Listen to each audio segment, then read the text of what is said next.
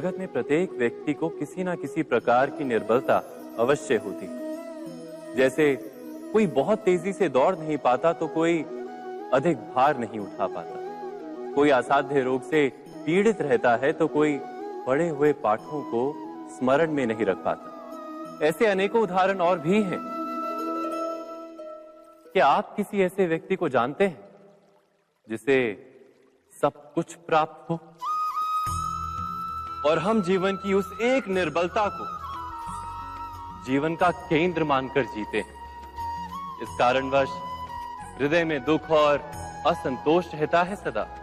निर्बलता मनुष्य को जन्म से अथवा संजोग से प्राप्त होती है, किंतु उस निर्बलता को मनुष्य का मन अपनी मर्यादा बना लेता है। किंतु कुछ व्यक्ति ऐसे भी होते हैं जो अपने पुरुषार्थ और श्रम से उस निर्बलता को पराजित कर देते हैं। क्या भेद है उनमें और अन्य लोगों में? क्या आपने कभी विचार किया है? सरल सा उत्तर है इसका। जो व्यक्ति निर्बलता से पराजित नहीं होता, जो पुरुषार्थ करने का साहस रखता है हृदय में, वो निर्बलता को पार कर जाता है। अर्थात निर्बलता अवश्य ईश्वर देता है, किंतु मर्यादा मनुष्य का मन ही निर्मित करता है। स्वयं विचार कीजिए।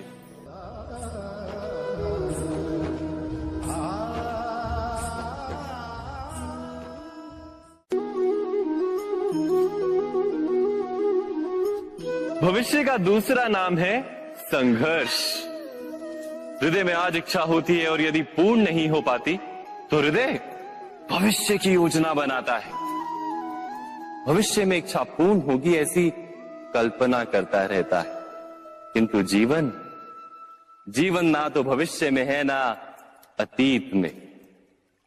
जीवन तो इस क्षण का नाम, अर्थात इस क्षण का अनुभव ही जीवन का अनुभव।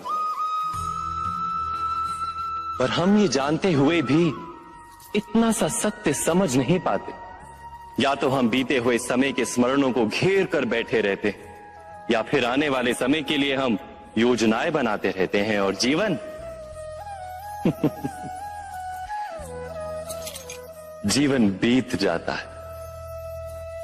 एक सत्य यदि हम हृदय में उतार लें कि ना हम भविष्य देख सकते हैं, ना ही भविष्य निर्मित कर सकते हैं, हम तो केवल धैर्य और साहस के साथ भविष्य को आलिंगन दे सकते हैं, स्वागत कर सकते हैं भविष्य का। तो क्या जीवन का हर पल जीवन से नहीं भर जाएगा? स्वयं विचार कीजिए।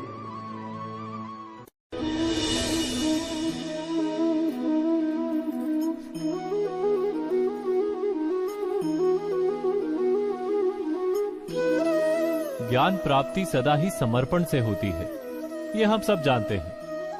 किंतु समर्पण का वास्तविक महत्व क्या है? क्या हमने कभी विचार किया? मनुष्य का मन सदा ही ज्ञान प्राप्ति में विभिन्न बाधाओं को उत्पन्न करता है।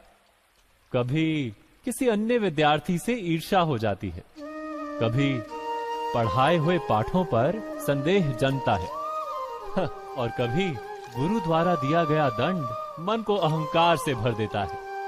नहीं, क्या ऐसा नहीं होता?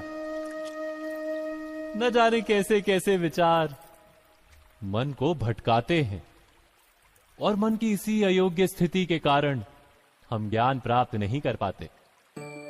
मन की योग्य स्थिति केवल समर्पण से निर्मित होती है। समर्पण मनुष्य के अहंकार का नाश करता है। ईर्ष्या, महत्वाकांक्षा आदि भावनाओं को दूर कर हृदय को शांत करता है और मन को एकाग्र करता है। वास्तव में ईश्वर की सृष्टि में ना ज्ञान की मर्यादा है, ना ज्ञानियों की। गुरु दत्तात्रेय ने तो गाय और श्वान से भी ज्ञान प्राप्त कर लिया था।